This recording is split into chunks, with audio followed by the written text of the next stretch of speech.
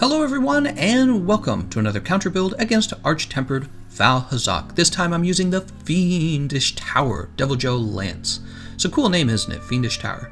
What you see here is I'm naked actually because I've been proccing Fortify. I did this in the previous video. I made a mistake actually, I should probably talk about it. One of the things I did wrong was I put down 2 Mega Barrel Bombs rather than 1 Mega Barrel Bomb, and the problem is once the first Mega Barrel Bomb explodes, it sends you backwards, so you didn't really need to put 2 down at a time, you only need to put 1 down at a time, so I'd like to just mention that at the beginning of this video. But yeah, so I've procced Fortify twice.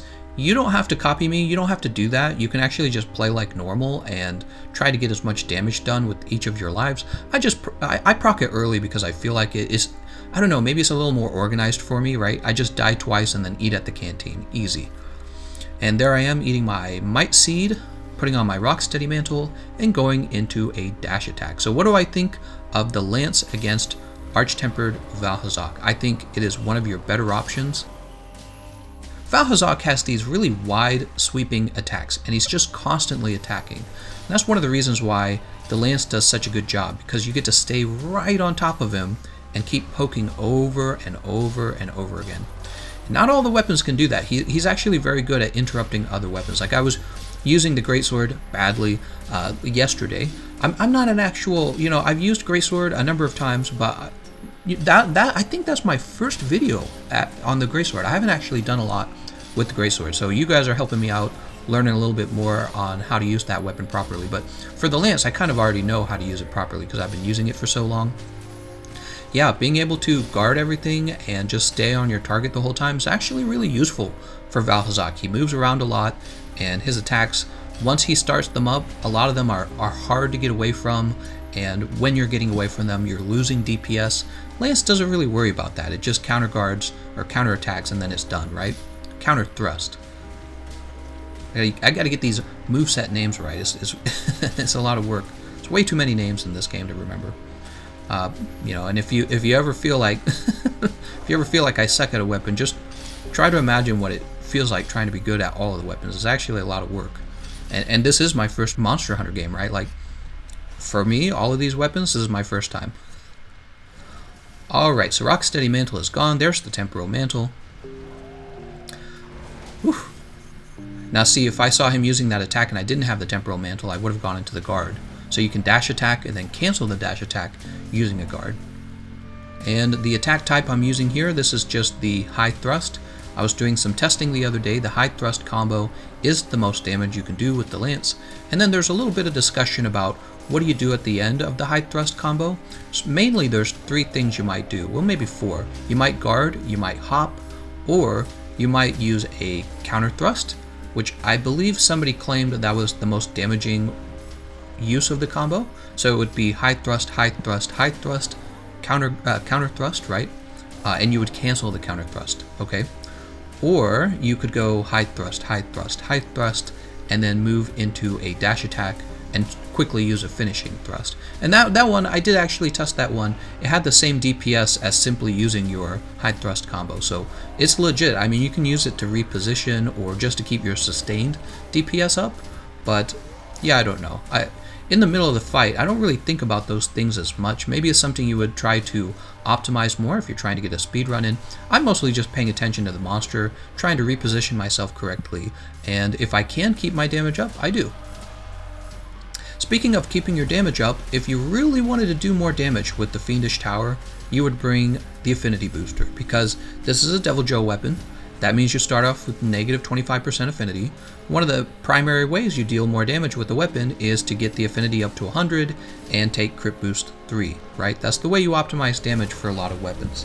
And then of course you can talk about reducing the number of times you have to sharpen your weapon. There's a number of issues you talk about. But yeah, for the Devil Joe Lance, Affinity Booster is your friend. I didn't bring it because I'm trying to be in lazy mode. I'm trying to get this done the easy way. I'm not worried about time. And that's kind of the point of these counter builds. That's why it's not a speedrun build. Counter build is, I want to help you guys actually kill the monster, and you guys can worry about being able to kill the monster in 5 minutes later once you've killed him a few times. Alright, so he's running off. Oh, is he? Maybe not. You'll notice I'm getting the sharpness in there. The little green barrier around the white sharpness bar is coming from the protective polish skill. Basically, for a while, I can attack the monster and have no loss of sharpness. It's a very valuable skill for weapons that, how should I say it? It's a very valuable skill for weapons that attack a lot. So if you have a weapon that strikes the enemy over and over and over again, you're going to get a lot of mileage out of protective polish, and that's why it's on the build right now. The other question, I probably should have started with this. Another question you guys might have had is, why the Deviljho lance? And really it comes down to it having pretty good DPS, pretty good output. I mean, the Crest Claw is technically going to have more. I'm pretty sure it would. But the difference is, what you can do is you can set up your Deviljho lance just for fighting Vaal Hazak. So what I have here is I have 2 health regen augmentations. Alternatively, you might have gone 1 health regen and 1 affinity augmentation. It's up to you. But 2 health regen augmentations are going to give you more defense, so that's what I've done. And then the other thing about the Deviljho lance is it has Elder Seal, right? And what that means is you can actually, a few times in the fight, break his effluvia shield. So it's kind of like a combination of having this lance set up to heal myself more than I normally would have because of the augmentations, as well as being able to cancel the effluvia shield. Not the effluvia shield, the effluvia aura. I tried to I knew that attack was going to tremor or whatever that is. I knew that attack that he just used was going to interrupt me, so I cut his tail. So I tried to dash attack away from it. You can actually use that technique to get away from the big blast he shoots onto the ground that deals 3 big ticks of damage. If you see him winding that up, you can dash attack away from that effluvia and then turn the dash attack around and come back and poke him, rather than guarding it. It's just up to you. And yeah, things are going pretty easy. You'll notice, unlike some of the other videos I've put out for counter builds, I haven't really had any super dangerous moments, right? And I guess even if I was in danger, I've got a shield. I can just guard and hope that my Palico uses a heal on me, or I get a moment to get away, right? That's kind of the trick with the big shield weapons. Don't panic. Even if you're low on health, don't panic. When you panic and you stop guarding, that's when you get killed.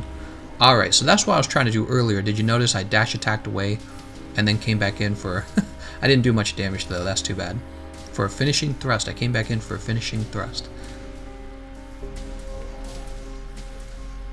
And as for the dragon damage on this weapon, you don't actually get the benefits of the dragon damage until after you've broken the parts on Vaal Hazak, in case you didn't know that about him. If you want to deal elemental damage, there we go. See, there's his blast attack. Oh, but I came back too early. Oof. Yeah, I came back too early and that still hit me, so... Oh no. Okay, well I dodged the beam at least. The effluvia beam.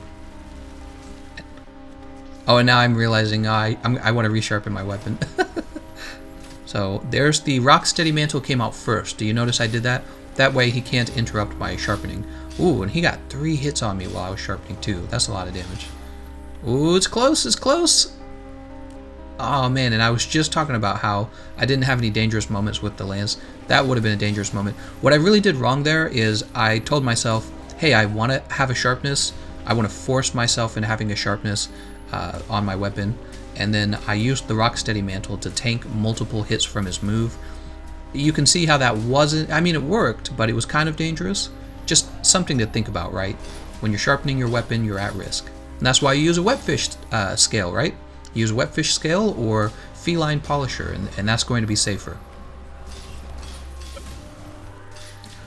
Alright, we got to be getting closer to the end by now. I've cut his tail off. I've been poking the hell out of him. Yep, there he goes. You can see on the radar he's got that little skull floating above him. That means he's almost dead. Here's another nice thing about the lance. Look, you just get to deal this big row of damage to him as he tries to escape, right? So whenever a monster is trying to get to their nest, the lance kind of has an advantage over the other weapons. You get to use your dash attack and proc a whole bunch of damage in a row. And there's another counterattack. He's about to use a big heavy attack. Oh. I just got out of the way of it because I realized I had Rocksteady left over, so he wasn't going to cause me to be interrupted. So yeah, I just got out of the way.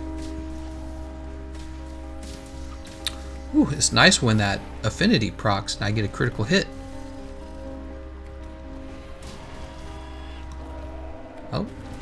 There's a power guard, and now I'm going into a dash attack because he was further away, and that was a finishing thrust. Now I'm just back into my high thrust combo. Oof. Okay, and there we go. I'm taking damage. Rocksteady Mantle ended, so I'm getting ready to put on my Temporal Mantle.